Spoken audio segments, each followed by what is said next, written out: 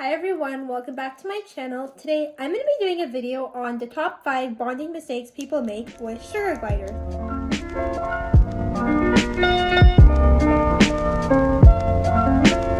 There's a lot of misinformation about these guys in general, but especially on YouTube.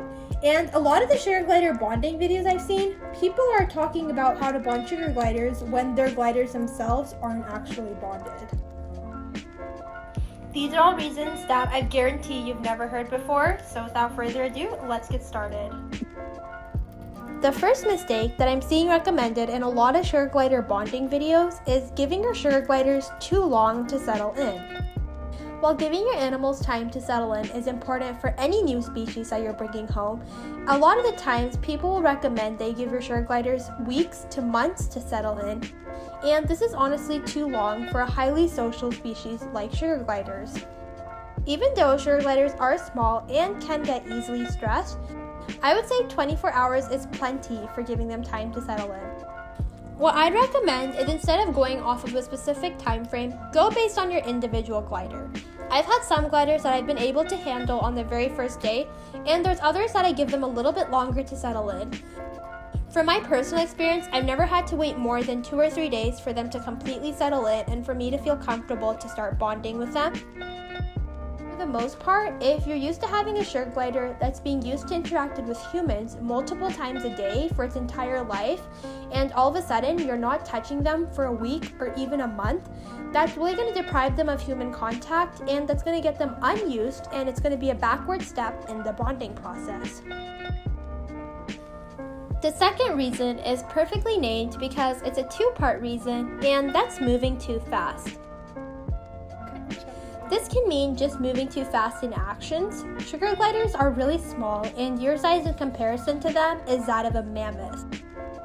So just make sure you're respectful of that and understanding the fact that they're really small and everything you do looks exponentially larger to them. Even though they can seem quite ferocious when they're crabbing at you and biting, let's not forget that they're only a couple inches long and they're a lot more scared of you than you are of them. Even though sugar gliders are highly social, they have each other for companionship. So the only person who benefits from bonding with your sugar gliders is actually yourself. Yes, it's a very enriching relationship both ways once your sugar gliders are bonded to you, and they'll love coming out and being on their person. But while that process is happening, it's important to remember that there's a lot more in it for you than the gliders, so you really do have to take it on the glider's pace and the glider's terms. This third reason is one that I don't see anyone else discussing, and that's about having an inefficient cage layout.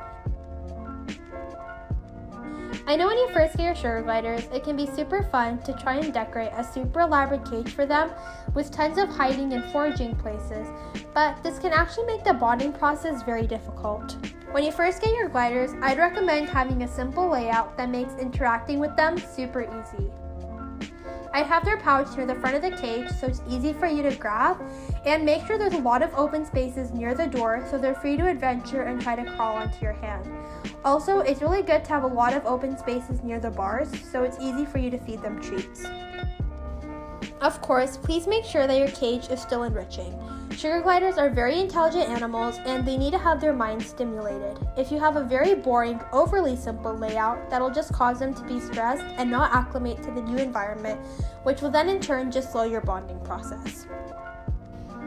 The fourth reason is something that's very common with a lot of small animals, but it's actually a big mistake in sugar gliders, and that's feeding too many treats. Treats are great when you're just starting the bonding process and you're having your gliders trust you and associate you with good things. But if you're always feeding them treats and the only reason they're going to come to you is because you have food, that's not a very effective bond. Sugar gliders should see you as more than a free vending machine. I think this is such a common mistake because a lot of other small pets aren't actually capable of forming super close bonds with humans. But sugar gliders are very different. Like I said before, they're highly social and intelligent, and once they're properly bonded to their humans, they actually are more like a dog and they crave human attention. The bond I have with my sugar glider goes so much deeper than just giving them food. So that's why it's so sad when I see so many people working hard to bond with their sugar gliders, but the only thing they're doing is feeding them treats. What I'd recommend is feed them treats for them to warm up to you and not be scared of you. But after you're past that initial hump, you don't have to continuously be feeding treats, and you can let them know that just getting to spend time on you and just being pet and just being in your shirt is a reward in itself. In every single bonding video I have seen, people always recommend starting off with young sugar gliders, also known as joeys, that are between 8 and 12 weeks old. They say that this makes the bonding process go a lot faster, but this is actually something that I don't agree with. For your first gliders, I would always recommend getting a well-socialized pair from a rescue or getting them rehomed from someone who has already put a lot of time and effort into the bonding process.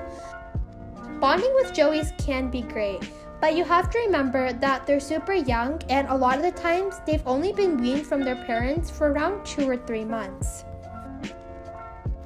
Even though breeders do their best to socialize the young joeys by handling them every single day and giving them lots of interaction and treats, they only have them for such a short time between when they're ready to be handled and when they need to go off to their new home.